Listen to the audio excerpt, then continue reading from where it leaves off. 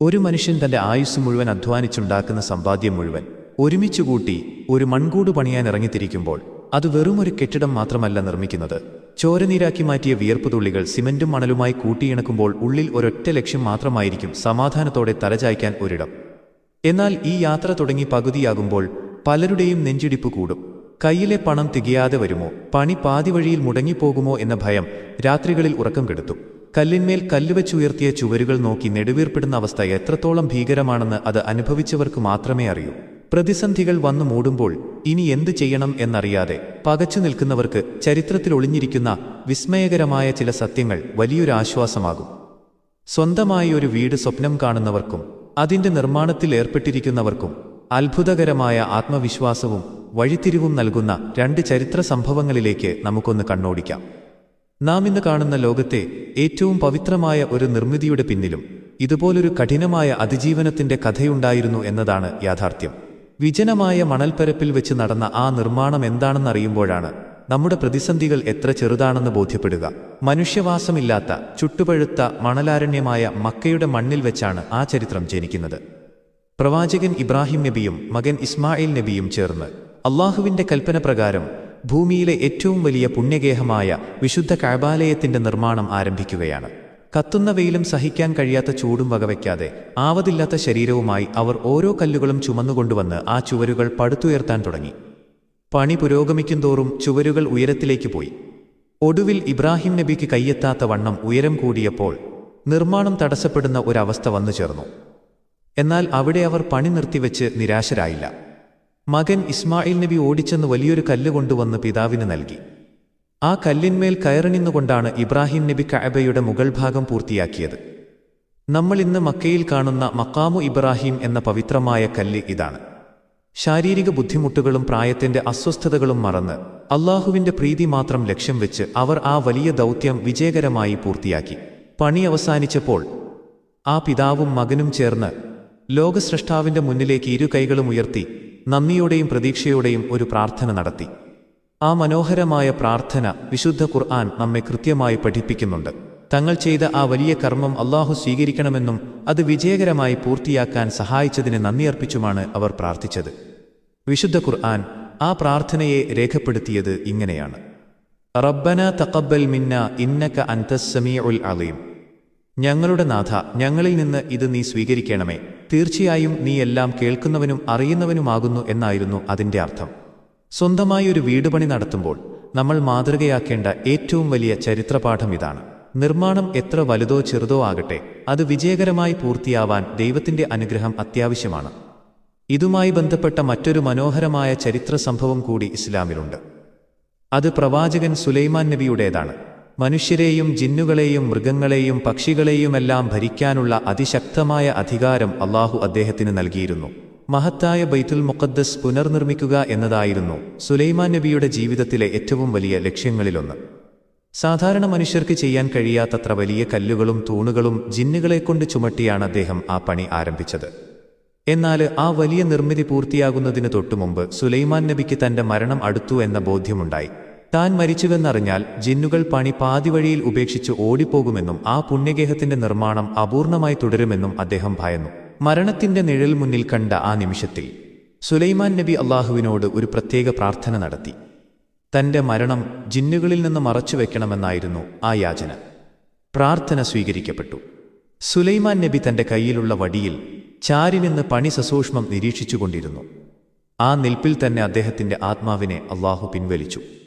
അദ്ദേഹം മരണപ്പെട്ടിട്ടും വടിയിൽ ചാരി അങ്ങനെ തന്നെ നിന്നതിനാൽ ജീവനുണ്ടെന്ന് കരുതി ജിന്നുകൾ ഭയപ്പാടോടെയും ഭക്തിയോടെയും പണി തുടർന്നുകൊണ്ടിരുന്നു. ഒടുവിൽ ബൈത്തുൽ മുഖദ്ദസിന്റെ നിർമ്മാണം പൂർണ്ണമായും അവസാനിച്ചു. അതിനുശേഷമാണ് ഒരു ചിതൽ വന്ന് ആ വടിയുടെ അടിഭാഗം കാർന്നു തിന്നതും വടി ഒടിഞ്ഞുപോയതും. വടി ഒടിഞ്ഞതോടെ സുലൈമാൻ നബി നിലംപതിച്ചു. അപ്പോഴാണ് അദ്ദേഹം മരണപ്പെട്ടിട്ട് നാളുകളായെന്ന വിവരം പുറം ലോകം അറിയുന്നത്. ഈ രണ്ട് ചരിത്രങ്ങളും നമ്മെ പഠിപ്പിക്കുന്നത് ഒരേയൊരു കാര്യമാണ്: ഒരു നല്ല കാര്യം പൂർത്തിയാക്കാൻ നമ്മൾ ഉദ്ദേശിക്കുമ്പോൾ അതിന് വലിയ പ്രതിബന്ധങ്ങൾ ഉണ്ടായേക്കാം. ചിലപ്പോൾ ആയുസ്സിന്റെ പരിമിതികൾ പോലും വന്നേക്കാം. എന്നാൽ നല്ലൊരു ലക്ഷ്യത്തോടെയും ശുദ്ധമായ ഉദ്ദേശത്തോടെയും നമ്മൾ ഒരു കാര്യത്തിന് ഇറങ്ങിപ്പുറപ്പെട്ടാൽ അത് പൂർത്തിയാക്കി തരാൻ അല്ലാഹു അത്ഭുതകരമായ വഴികൾ ഒരുക്കിത്തരുമെന്നത് ഉറപ്പാണ്. നിങ്ങളുടെ സ്വപ്നഭവനം അതിൻ്റെ എല്ലാ ഭംഗിയോടും സുരക്ഷിതത്വത്തോടും കൂടി അതിവേഗം പൂർത്തിയാവാൻ വേണ്ടി ചൊല്ലേണ്ട ഒരു മനോഹരമായ പ്രാർത്ഥനയുണ്ട്. നിങ്ങളുടെ സ്വപ്നക്കൂട് യാതൊരുവിധ തടസ്സങ്ങളുമില്ലാതെ പൂർത്തിയാകാൻ അള്ളാഹുവിൻ്റെ മുൻപിൽ മനമുരുകി പ്രാർത്ഥിക്കേണ്ട ആ ദുആ ഇതാണ്. അല്ലാഹുമ്മ യാ ബാസിത്തുൽ യദൈനി ബിൽ അത്വായ യാ റാഫിഅസ് സമാവാതി ബിഗൈരി അമാദിൻ യാ ഖാദിയൽ ഹാജാതി വയാ മുജീബദ് ദഅവാത്. അല്ലാഹുമ്മ അഖ്മിൽ ബിനാഇ ഹാദൽ ബൈതി അലാ ഖൈരിൻ വആഫിയതിൻ വബ്ഇദ് അൻഹു കുല്ല സുഇൻ വമളറത്തിൻ വജ്അൽഹു ബൈതൻ മുബാറകൻ ആമിനൻ മഅ്മൂറൻ ബിദ്ദിക്രി റബ്ബനാ തഖബ്ബൽ മിന്നാ ഇന്നക അൻതസ് സമീഉൽ അലീം. ഈ പ്രാർത്ഥനയുടെ അർത്ഥം മനസ്സറിഞ്ഞു ചൊല്ലുമ്പോൾ ഹൃദയത്തിന് ലഭിക്കുന്ന ആശ്വാസം ചെറുതല്ല. ദാനധർമ്മങ്ങൾ നൽകാനായി ഇരു കരങ്ങളും നീട്ടിയിരിക്കുന്നവനും യാതൊരു തൂണുകളുമില്ലാതെ ആകാശത്തെ ഉയർത്തി നിർത്തിയവനും ആവശ്യങ്ങൾ നിറവേറ്റിത്തരുന്നവനും പ്രാർത്ഥനകൾക്ക് ഉത്തരം നൽകുന്നവനുമായ അല്ലാഹുവേ, ഞങ്ങളുടെ ഈ വീടിൻ്റെ നിർമ്മാണം ഏറ്റവും നല്ല രീതിയിലും ആരോഗ്യത്തോടും ആഫിയത്തോടും കൂടി പൂർത്തിയാക്കി തരേണമേ എന്നാണ് ഇതിലൂടെ നമ്മൾ ചോദിക്കുന്നത്.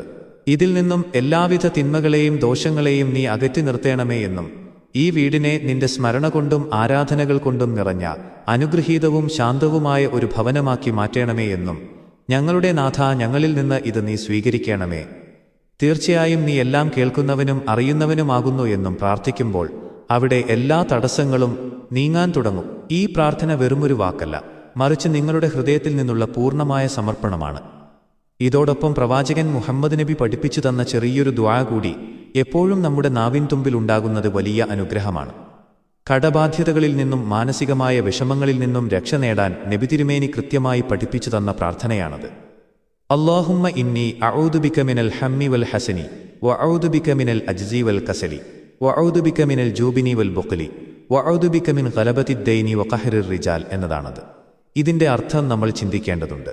അല്ലാഹുവേ, ചിന്താക്കുഴപ്പത്തിൽ നിന്നും ദുഃഖത്തിൽ നിന്നും ഞാൻ നിന്നോട് അഭയം തേടുന്നു. അശക്തിയിൽ നിന്നും മടിയിൽ നിന്നും ഭീരുത്വത്തിൽ നിന്നും പിശുക്കിൽ നിന്നും ഞാൻ നിന്നോട് അഭയം തേടുന്നു. കടം വന്നു ജനങ്ങൾ എന്നെ കീഴ്പ്പെടുത്തുന്നതിൽ നിന്നും ഞാൻ നിന്നോട് അഭയം തേടുന്നു എന്നാണ് ഈ ദുആയിലൂടെ നാം ആവശ്യപ്പെടുന്നത്. ഒരു വീടുപണി നടക്കുമ്പോൾ സാമ്പത്തിക ഞെരുക്കവും മാനസികമായ വലിയ സമ്മർദ്ദവും ഉണ്ടാകുന്നത് തികച്ചും സ്വാഭാവികമാണ്. ആ സമയങ്ങളിൽ ഈ പ്രാർത്ഥന മനസ്സിന് വലിയൊരു ആശ്വാസവും ജീവിതത്തിൽ പുതിയൊരു വഴിത്തിരിവും നൽകും. പണി പൂർത്തിയാകാത്ത ചുവരുകളിലേക്ക് നോക്കി ഇനി എന്തു ചെയ്യും എന്ന് വിചാരിച്ച് നിരാശപ്പെടേണ്ടതില്ല. ഇബ്രാഹിം നബിയെയും സുലൈമാൻ നബിയെയും സഹായിച്ച, അവർക്ക് വഴികൾ എളുപ്പമാക്കി കൊടുത്ത ആ കാരുണ്യവാനായ റബ്ബ് നിങ്ങളുടെ കൂടെയുമുണ്ട്. നിങ്ങൾ എടുത്തുവെക്കുന്ന ഓരോ ചുവടിലും ദൈവത്തിലുള്ള പൂർണ്ണമായ ഭരമേൽപ്പിക്കലുണ്ടായിരിക്കണം. കല്ലും സിമന്റും കൊണ്ട് മാത്രമല്ല, പ്രാർത്ഥനയുടെയും പുണ്യത്തിൻ്റെയും സുഗന്ധം കൊണ്ട് നിങ്ങളുടെ വീടിൻ്റെ അടിത്തറ ദൃഢമാവട്ടെ. വരും ദിവസങ്ങളിൽ യാതൊരു തടസ്സങ്ങളുമില്ലാതെ, കടബാധ്യതകളില്ലാതെ, സമാധാനത്തോടെ നിങ്ങളുടെ പുത്തൻ വീടിൻ്റെ പാലുകാച്ചൽ ചടങ്ങ് നടത്താൻ അല്ലാഹു തൗഫീഖ് നൽകി അനുഗ്രഹിക്കട്ടെ. ആ പുതിയ ഉമ്മറപ്പടിയിൽ സന്തോഷത്തോടെയും ആരോഗ്യത്തോടെയും ജീവിക്കാൻ നിങ്ങൾക്കും നിങ്ങളുടെ കുടുംബത്തിനും സാധിക്കട്ടെ എന്ന് പ്രാർത്ഥിക്കുന്നു. ആമീൻ. സ്വന്തമായി ഒരു വീട് എന്ന സ്വപ്നത്തിലേക്ക് നടന്നെടുക്കുമ്പോൾ നിങ്ങൾക്ക് നേരിടേണ്ടി വന്ന ഏറ്റവും വലിയ പ്രതിസന്ധി എന്തായിരുന്നു എന്ന് താഴെ കമന്റ് ബോക്സിൽ പങ്കുവയ്ക്കുമല്ലോ.